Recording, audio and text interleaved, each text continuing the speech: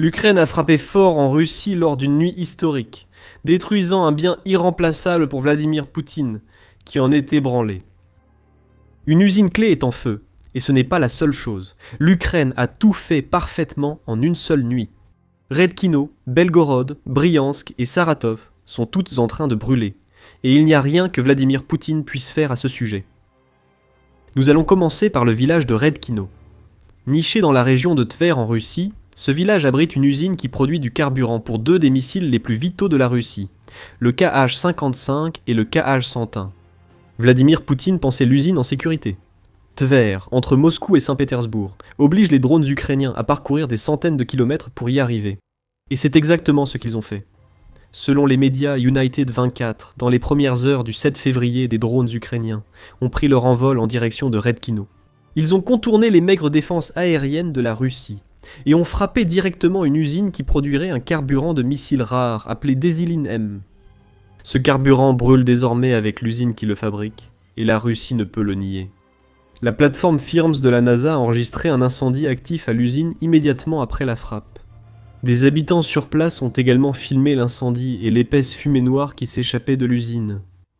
L'une de ces vidéos, partagée sur X par United 24 Media, montre l'incendie filmé à distance à travers une rangée d'arbres. On voit des incendies, on entend les drones approcher, et les tirs désespérés de la défense aérienne russe. Comme il n'arrive pas à arrêter l'arme envoyée par l'Ukraine à Redkino, le drone atteint sa cible, provoquant une énorme explosion, et l'usine de Redkino prend feu. Des images de la chaîne Telegram Astra montrent un drone ukrainien se dirigeant vers l'usine. La chaîne rapporte que des habitants ont aussi senti une odeur chimique venant de l'usine détruite, suggérant que les drones ukrainiens ont touché quelque chose d'important. L'usine expérimentale de Redkino est une entreprise russe spécialisée dans le développement et la production de produits chimiques. Le site web de l'entreprise précise que l'usine fabrique depuis des décennies des produits chimiques uniques pour l'aéronautique et le spatial. Les mots-clés ici sont « plusieurs décennies, en une nuit ». L'Ukraine a détruit quelque chose sur lequel la Russie comptait depuis au moins aussi longtemps que Vladimir Poutine est au pouvoir. Nous expliquerons plus tard dans la vidéo pourquoi cette usine et sa production étaient si importantes. Nous avions annoncé que tout brûlait en Russie, et c'était vrai. La frappe de Redkino a fait la une, mais ce n'était qu'une des nombreuses attaques menées par l'Ukraine le 7 février à Kiev. Direction Bryansk. L'Ukraine a utilisé ses missiles Neptune et ses systèmes HIMARS pour détruire des infrastructures énergétiques dans la région, plongeant de nombreux habitants de Bryansk dans l'obscurité. L'oblast, voisin des régions de Soumy et de Tchernihiv en Ukraine, est depuis longtemps une cible pour l'Ukraine, en raison de sa proximité. Désormais, l'Ukraine inflige aux habitants de l'oblast une partie de la douleur subie par son peuple à cause des attaques russes contre le réseau énergétique ukrainien. Le gouverneur régional de Bryansk, Alexandre Bogomaz, a signalé l'attaque, déclarant « Les forces armées ukrainiennes ont attaqué notre région en utilisant des missiles Neptune à longue portée et des systèmes de lance-roquettes multiples HIMARS. À la suite de l'attaque, l'alimentation électrique a été perturbée dans cette municipalité. Des équipes spécialisées s'efforcent de rétablir l'électricité pour ce que ça vaut. L'armée ukrainienne n'a pas commenté officiellement l'attaque, et le Kiev indépendant n'a pas pu vérifier les déclarations de Bogomaz le 7 février. Il semble probable que l'Ukraine ait réussi ce coup. La Russie a une longue histoire de tentatives de déni concernant la survenue d'attaques, donc la confirmation d'une frappe réussie est suffisamment rare pour être remarquable. Et il y en avait encore davantage la nuit, avant que l'Ukraine incendie Redkino et Bryansk. Elle a aussi ciblé l'oblast russe de Belgorod, une autre région de l'autre côté de la frontière ukraino-russe. Belgorod a été la cible de bombardements massifs qui ont causé de graves dégâts, rapporte Reuters, citant le gouverneur de Belgorod, Vyacheslav Gladkov. L'ennemi a bombardé la ville civile de Belgorod, sans cible militaire. Les dégâts sont graves. Gladkov a déclaré lors d'une allocution solennelle à Belgorod « Je suis sorti pour aller voir ». C'est une déclaration hypocrite.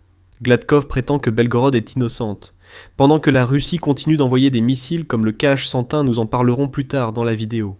La Russie a fait des infrastructures énergétiques ukrainiennes, des cibles militaires pour les attaquer. L'Ukraine montre à Poutine ce que cela signifie pour son peuple. Le président ukrainien Volodymyr Zelensky a également réfuté les affirmations de Gladkov concernant les frappes de l'Ukraine contre l'infrastructure énergétique de la Russie.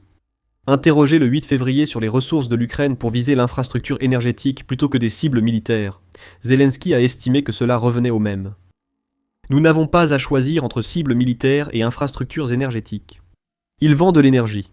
Poutine vend du pétrole. A-t-ce donc une cible énergétique ou militaire? Honnêtement, c'est pareil. Il vend du pétrole, prend l'argent, l'investit dans des armes et tue des Ukrainiens, a expliqué Zelensky. Les déclarations de Gladkov apportent au moins un certain contexte à la raison potentielle pour laquelle le gouverneur régional de Briansk a également confirmé les frappes de l'Ukraine dans cette région. La Russie accuse l'Ukraine de terrorisme pour ses attaques sur le réseau énergétique russe. L'hypocrisie est sans limite. Comme l'a noté le Centre d'analyse des politiques européennes en décembre, les 15 centrales thermiques de l'Ukraine ont toutes été endommagées ou détruites par des frappes russes. Une série d'attaques russes, rien que le 25 novembre, a privé d'électricité 40 000 personnes à Kiev, 21 000 à Dnipro, 20 000 à Odessa, 13 000 à Tchernihiv et plus de 8 000 à Kharkiv. Soit les gouverneurs de Briansk et Belgorod ignorent les actions de leur pays en Ukraine, soit ils les connaissent et exploitent les attaques ukrainiennes dans leurs oblasts à des fins de propagande. Peu importe, l'infrastructure énergétique de Belgorod brûle aussi. Nous allons vous expliquer la gravité de la situation. Mais d'abord, vous regardez The Military Show. Si vous n'êtes pas encore abonné, c'est le moment idéal pour le faire. Retour à Belgorod. Selon un rapport du 7 février dans le Kiev Independent. Des coupures de courant touchaient toute la ville après la frappe ukrainienne sur l'infrastructure énergétique de l'oblast. Et ces pannes n'étaient pas des incidents isolés. Le média rapporte que c'est la 3e coupure de courant généralisée en une semaine à Belgorod. Des missiles ukrainiens avaient également frappé la région le 3 février, et le 6 février semblant viser la centrale thermique Loutch, qui fournit environ 10% de la chaleur de Belgorod. Ce que nous voyons ici, c'est que l'Ukraine rend la pareille à ce qu'elle a reçu en abondance. Les attaques de missiles russes contre les infrastructures énergétiques ukrainiennes ne vont pas s'arrêter. C'est pourquoi l'Ukraine a frappé Redkino, et nous reviendrons bientôt sur l'importance de cette attaque. Si Vladimir Poutine continue de viser les infrastructures énergétiques ukrainiennes, il en fait des cibles militaires. L'Ukraine ne fait que répliquer ainsi. Les citoyens de Belgorod se retrouvent plongés dans l'obscurité et le froid, comme la Russie l'impose à des dizaines de milliers d'Ukrainiens.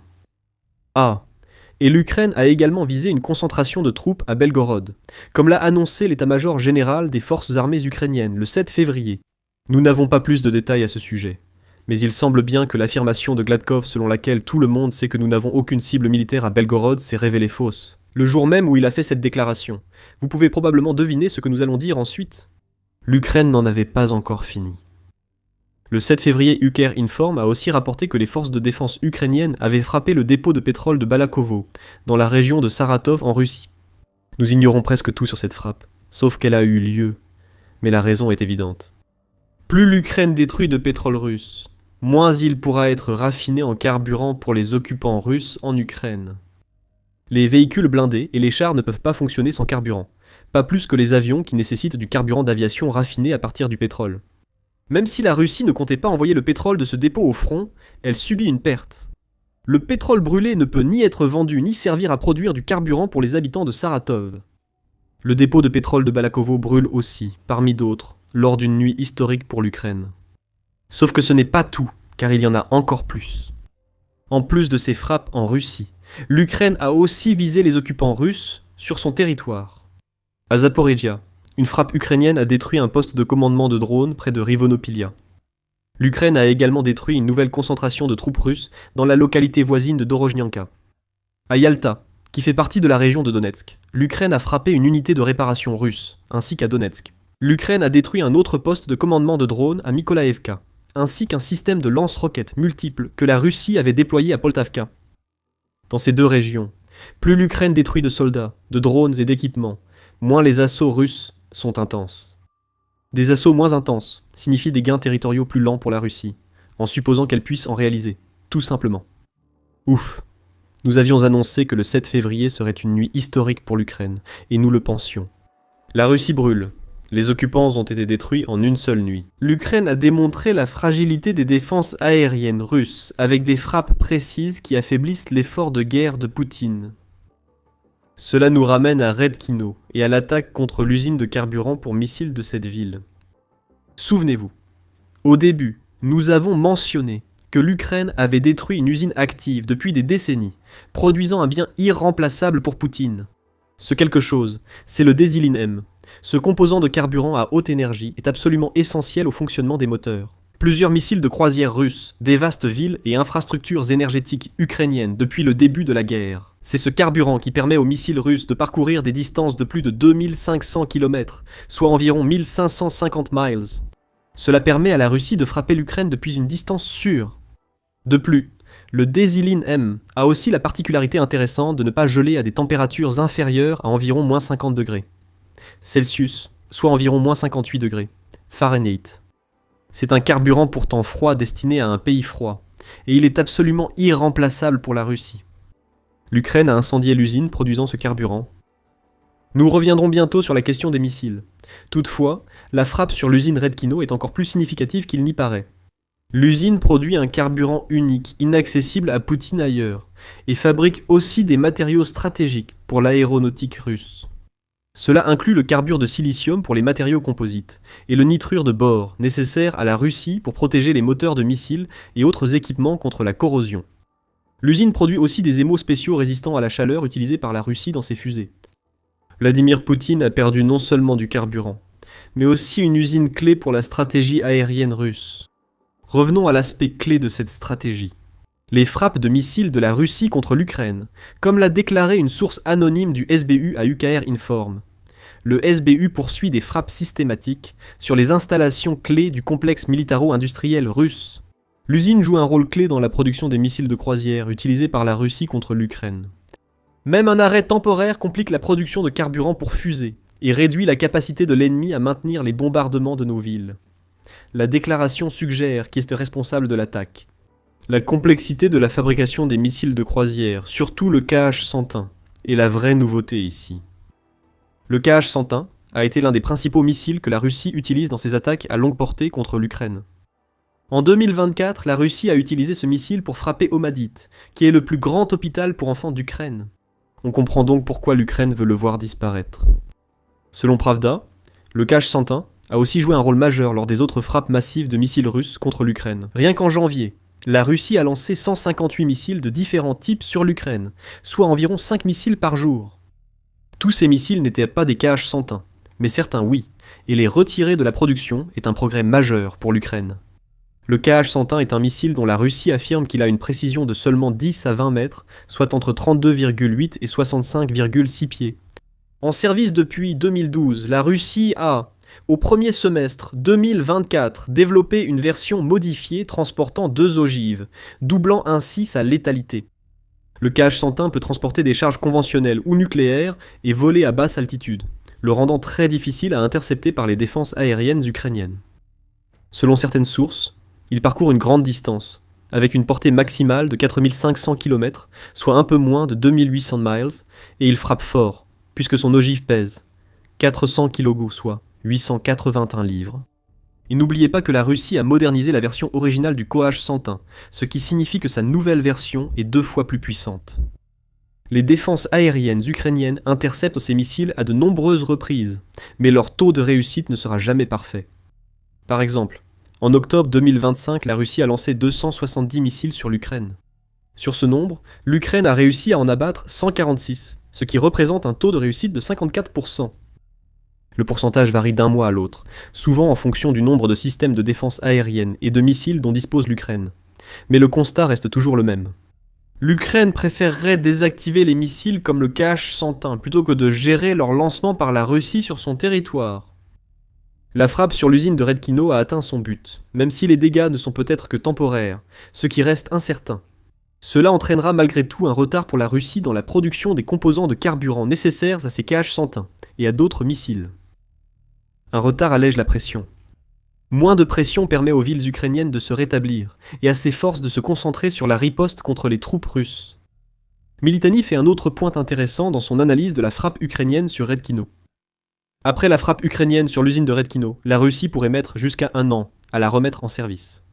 Le ravitaillement d'un missile KH-101 exige environ 1,5 tonnes de désiline, dont l'arrêt des lignes de production réduit directement la capacité de l'ennemi à préparer de nouvelles frappes massives.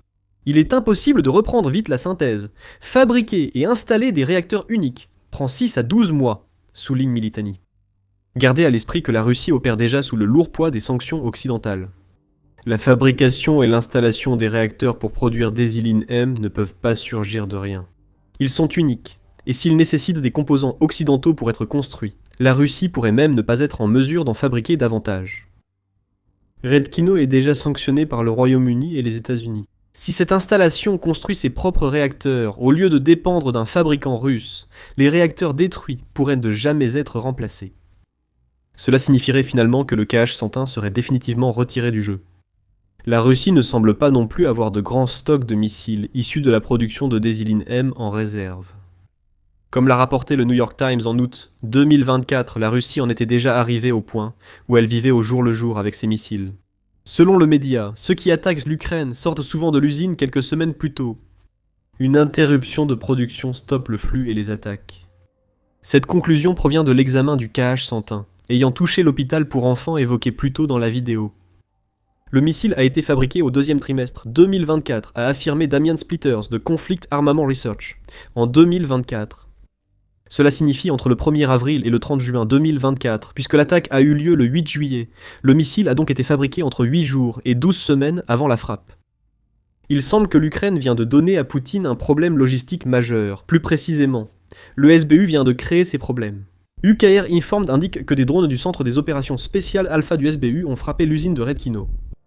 Nous ne savons pas si l'unité Alpha a également participé aux nombreuses autres frappes dont nous avons parlé. Cependant, il semble raisonnable de penser que le SBU y a peut-être joué un rôle, même si ce n'est pas directement dans les frappes. Ensuite, pour la fourniture de drones ou de renseignements pour les frappes, la Russie fait évidemment comme si rien ne s'était passé à Redkina. Le ministère russe de la Défense a seulement affirmé que ses défenses aériennes avaient abattu 4 drones ukrainiens dans la nuit du 7 février, mais les images révèlent la réalité. L'Ukraine a utilisé ses sanctions volantes pour détruire une usine clé pour Poutine, et ce, durant une nuit où elle a agi. Dans plusieurs régions russes, des infrastructures énergétiques ont brûlé et été détruites, les troupes russes dispersées, le pétrole en feu. Et si l'Ukraine a touché le jackpot à Redkino, le KH-101 pourrait bientôt disparaître complètement. La nuit historique de frappe de l'Ukraine est loin d'être la première fois qu'elle montre à la Russie ce qui arrivera si Poutine continue de cibler les infrastructures énergétiques ukrainiennes. En janvier, l'Ukraine a sévèrement vengé l'utilisation par la Russie du missile hypersonique Oreshnik. Découvrez-en plus sur cette frappe et les raisons pour lesquelles elle a eu lieu dans notre vidéo. Si vous avez aimé cette vidéo, abonnez-vous à The Military Show pour d'autres reportages sur les attaques à longue portée de l'Ukraine en Russie et dans les territoires occupés. Merci de nous regarder.